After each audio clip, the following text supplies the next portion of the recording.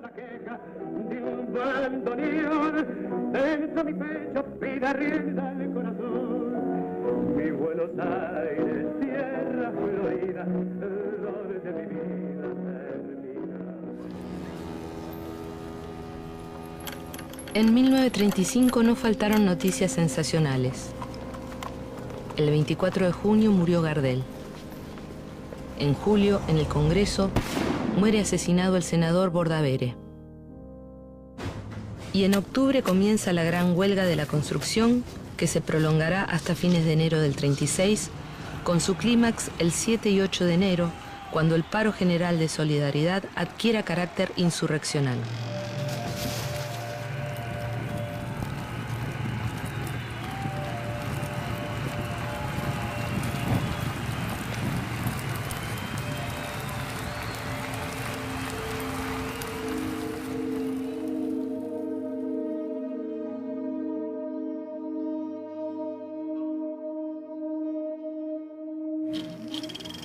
Séame permitido, en este momento solemne de la vida institucional del país, recordar algunas palabras pronunciadas por mí, también en circunstancias de intensa emoción personal, y que los hechos actuales ratifican con toda la amplitud de los sucesos vividos y entonces completamente insospechados. En 1932, el fraude patriótico había forzado la elección del general Justo. Su gobierno enfrenta el descontento de los radicales irigoyenistas, así como los efectos de la crisis económica iniciada con el crack de 1929. El desempleo y la sobreexplotación de los trabajadores se encuentran a la orden del día. Los obreros de la construcción están entre los más explotados y desamparados. No obstante la recuperación de la economía desde 1934, la inflación afecta salarios ya recortados por la crisis y la patronal rechaza negociar con los gremios.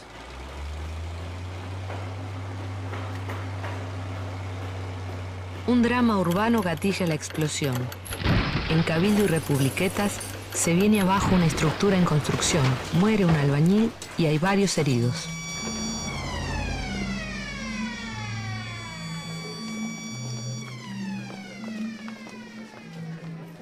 En el entierro multitudinario del obrero se reparten panfletos llamando a la acción.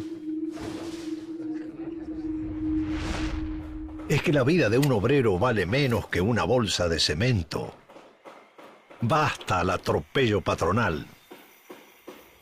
La respuesta que la patronal del monopolio de la construcción daba a los reclamos obreros era inconmovible. No hay interés de hecho ni de derecho de conversar con esas organizaciones. En la primera mitad de 1935 se habían formado el Sindicato de Obreros Albañiles, Cemento Armado y Afines y la Federación Obrera de Sindicatos de la Construcción. Ambas organizaciones citaron a los trabajadores de la construcción a una asamblea para el 17 de octubre en el Luna Park. La convocatoria desborda la capacidad del estadio.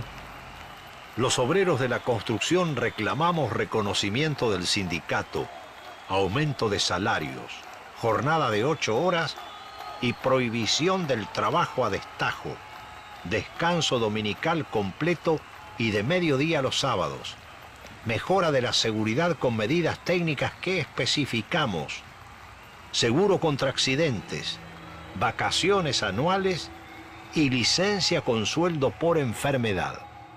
Cuando la huelga se decide por aclamación, el entusiasmo supera al que producen en la Catedral del Boxeo los knockouts del Torito de Mataderos.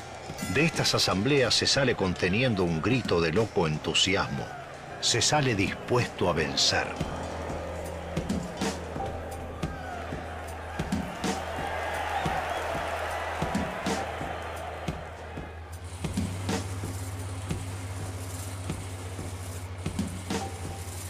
Se crea un comité de huelga al que acatarán todas las ramas de la construcción: albañiles, pintores, yeseros, mosaístas, vidrieros, marmolistas, parquetistas, plomeros, cloaquistas, herreros, picapedreros, frentistas. El comité de huelga es presidido por el ebanista Guido Fioravanti, del ilegal Partido Comunista. Como se ha demostrado los días de la huelga general, la necesidad de un frente popular de masas que no excluya a la burguesía nacional de constructores afectada por la política, del pulpo imperialista y monopolista de la construcción. Fioravanti había sido deportado en 1932 y antes de que el barco de la Armada, Chaco, llegara a Génova, se benefició del indulto general al asumir Justo. En 1938 será nuevamente expulsado junto a varios compañeros por aplicación de la Ley 4144, más conocida como Ley de Residencia, que seguía vigente desde 1902. El gobierno fascista lo condenará a 5 años de prisión. Tras la caída de Mussolini, se incorpora a la resistencia.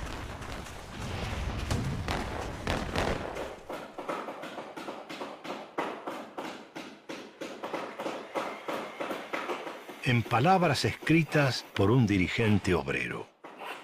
Con su paciencia proverbial, Fiora nos educó a muchos de nosotros en el ABC del comunismo, facilitando así la comprensión de la ideología a compañeros que apenas habían cursado los primeros años del colegio primario.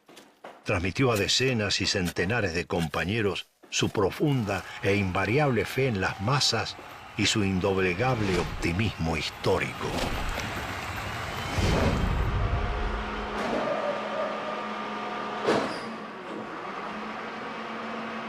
Buenos Aires está en obra. En el centro y en los barrios se alargan los subtes, se entuba el arroyo Maldonado, se rodea la ciudad con la primera autopista, se demuelen manzanas enteras para ensanchar Corrientes y otras nuevas avenidas y diagonales, el pavimento tapiza las calles de viejos y nuevos arrabales. Se elevan los primeros rascacielos, donde el hormigón armado reemplaza a las estructuras metálicas. Comega, Safico, Ministerio de Obras Públicas, Cabanag y el símbolo de la ciudad racionalista que se impone, un obelisco en la desmesurada avenida 9 de Julio. El día 23 de octubre de 1935, las obras amanecen silenciosas y los obradores permanecen vacíos. La huelga, que se extenderá por más de 100 días, dará ocasión para que se manifiesten todas las tendencias que agitan a la clase obrera. Al declive de la influencia anarquista y sindicalista pura, se contrapone el crecimiento de los socialistas y de los comunistas. El comité de huelga cuenta con disciplinada adhesión y actúa con eficacia. Organiza incontables mitines y asambleas, atrae a su causa a comerciantes y clubes de barrio, mutuales, comisiones femeninas, médicos militantes y donantes espontáneos. Yo no he visto ningún movimiento que haya tenido una solidaridad como esta. Los chicos están tristes porque comían mejor durante la huelga que ahora que hay trabajo. Para alentar la combatividad y recaudar fondos, se arman bailes y picnics, que al parecer resultan muy divertidos. Conocidos artistas actúan gratuitamente. Pedro Quartucci, Buono Striano, Fernando Ochoa, Amanda Ledesma y orquestas de tango y de jazz.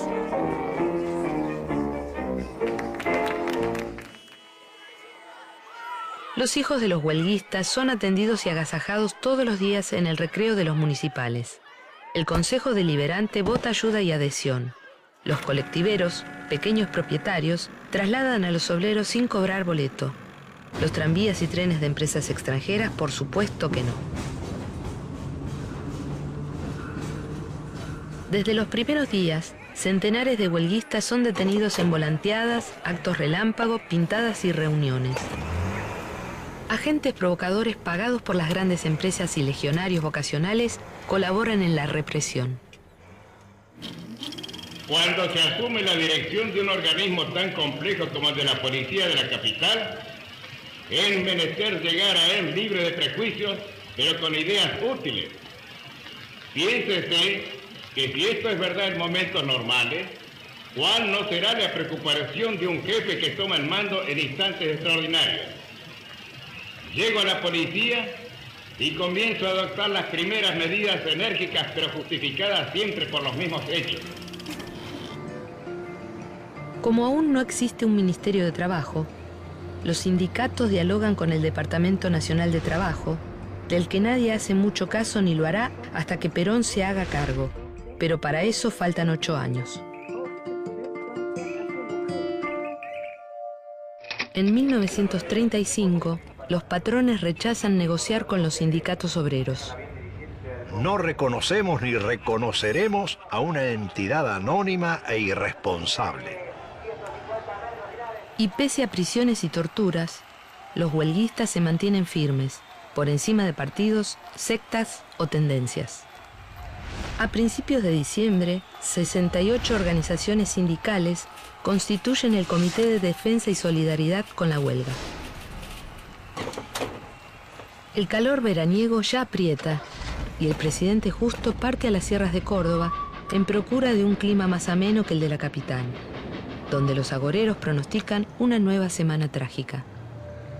El ministro del Interior, Leopoldo Melo, amenaza declarar la ilegalidad de la huelga y la patronal exige que se vuelva al trabajo.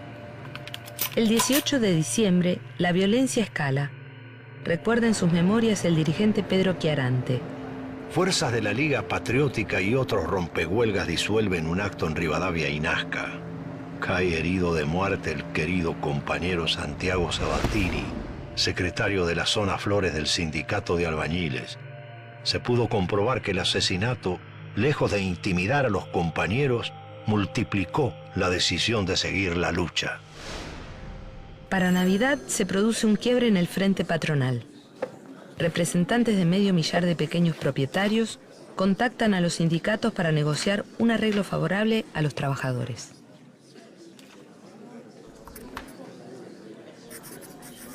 Las 10 grandes empresas que forman el monopolio, 7 de ellas extranjeras, intiman a regresar al trabajo el día 7 de enero como último plazo. A cambio, solo ofrecen un ínfimo aumento de sueldos. La respuesta es una asamblea en Plaza 11 en la que 100.000 gargantas aclaman la huelga general con movilización que se fija justamente para el 7 de enero. El 7 de enero de 1936 nadie entra a trabajar. En los barrios, el comercio permanece cerrado por adhesión y no por temor, como se preocupa por explicar Fioravanti en un artículo.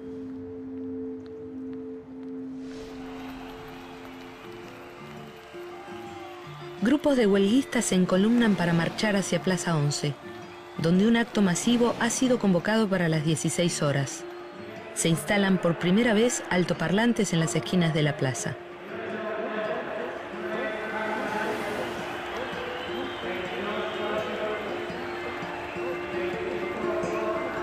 Tropas del Ejército y la Marina protegen los centros neurálgicos de la ciudad: comunicaciones, estaciones, edificios públicos y bancos particulares. Miles de policías se movilizan, clausuran locales sindicales y comedores solidarios, disuelven piquetes y apresan a centenares de huelguistas, entre ellos varios dirigentes. Bandas fascistas se enfrentan a los obreros y comienzan corridas y gases, sableadas y tiros.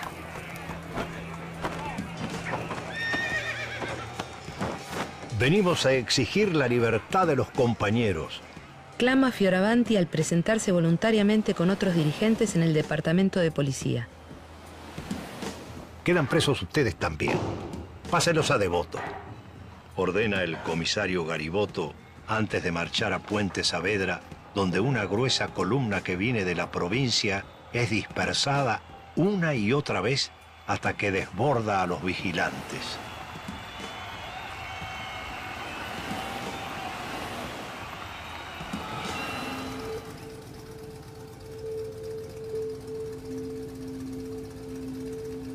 El ministro del Interior, doctor Leopoldo Melo, prohíbe la concentración.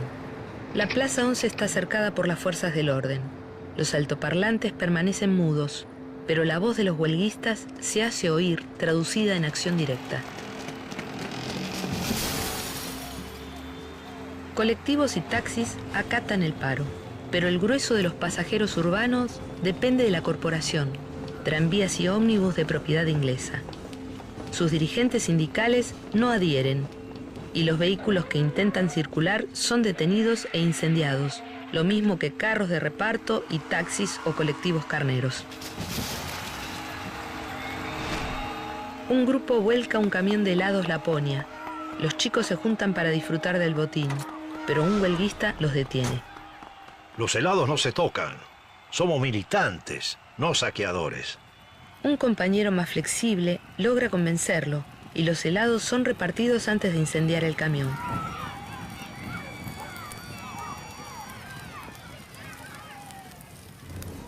Contra la decisión de sus gremios de trabajar normalmente, a mediodía los ferroviarios cortan el servicio. Pretextos no les faltan. Los piquetes levantan vías, ponen obstáculos, rompen señales y apedrean convoyes. Los ataques al transporte se multiplican en los barrios periféricos. Arden decenas de vehículos y por la tarde la policía impotente se atrinchera en las comisarías. Los huelguistas mandan en Villa del Parque, Urquiza, Devoto, Paternal, Liniers, Mataderos y La Boca. Por la noche, en una reunión clandestina, los dirigentes que permanecen en libertad y los que disciplinadamente han reemplazado a los capturados deciden prolongar la huelga un día más. La Nación editorializa. Una huelga inexplicablemente violenta, animada por un ambiente de explosiva agresividad y que por los múltiples focos en que se repartieron los agresores y provocadores, denuncia una organización, un plan, una línea directiva. Al caer la tarde del día 8, la violencia cesa tan abruptamente como empezó. 5 obreros y 4 agentes del orden han muerto. Los heridos se cuentan por centenas y hay más de 2000 detenidos. Finalizada la huelga general, los albañiles continúan su paro. Se negocia con el ministro Melo la libertad de los presos, que gradualmente son liberados. El presidente Justo amaga regresar de sus vacaciones. Presiona a los patrones para resolver la huelga. Las obras públicas paralizadas deberán entregarse en los plazos convenidos. Las grandes empresas se resignan, aunque no reconocen a los sindicatos, además de los aumentos salariales y la jornada de 8 horas, aceptan la formación de comisiones internas por obra, el derecho de los dirigentes a entrar en ellas para organizar el personal y paritarias para discutir salarios y condiciones. A fines de enero, en una masiva asamblea general de los trabajadores de la construcción, se vota el fin de la huelga. En cuanto a los hechos de violencia ocurridos el 7 de enero, ningún grupo político importante los reivindica. Los comunistas hacen silencio. Los socialistas los repudian.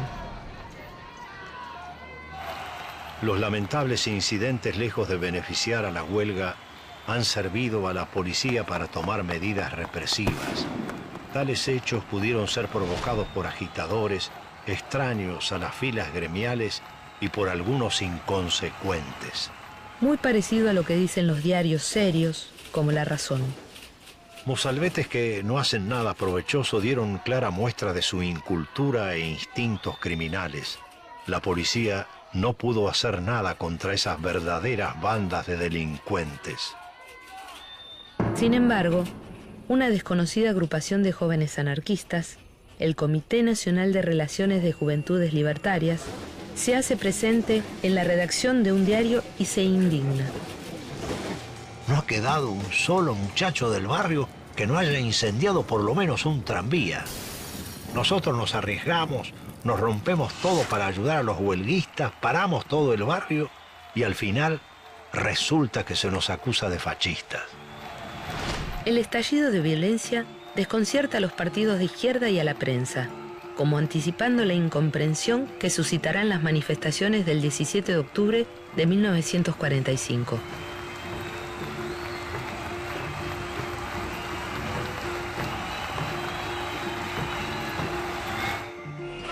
Los miles de obreros de la construcción, que durante 3 meses se abstuvieron de empuñar sus herramientas, las miles de mujeres que le dieron vida a la solidaridad con los huelguistas, los trabajadores que no dudaron en sumarse a la lucha, los jóvenes que expresaron con violencia su disconformidad ante un orden social que los excluía, todos ellos conformaron una fuerza social cada vez más poderosa, capaz de conquistar sentidas reivindicaciones gremiales y en busca de un proyecto político que los vuelva decisivos en la vida de la Argentina.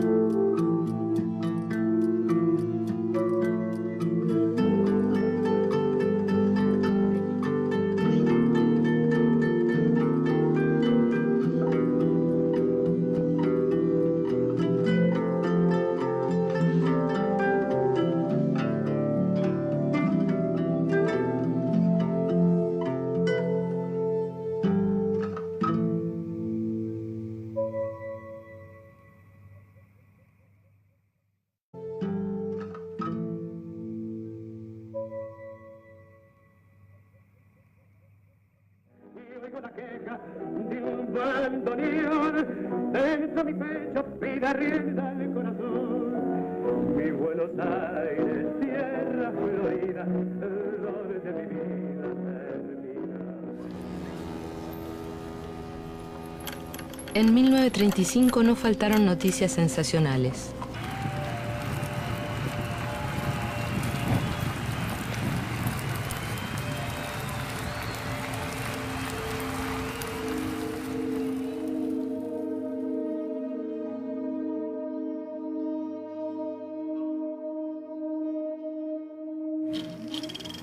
Séame permitido, en este momento solemne de la vida institucional del país, recordar algunas palabras.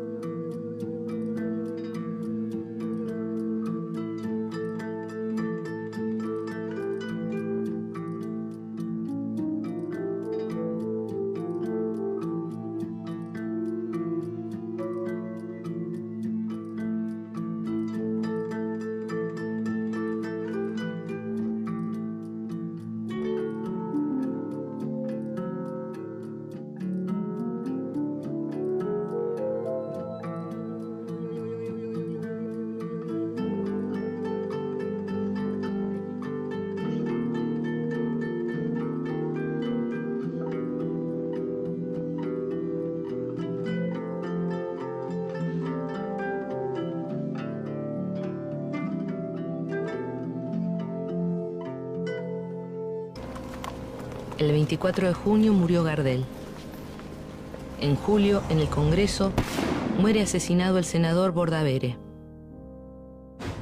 Y en octubre comienza la gran huelga de la construcción, que se prolongará hasta fines de enero del 36, con su clímax el 7 y 8 de enero, cuando el paro general de solidaridad adquiera carácter insurreccional.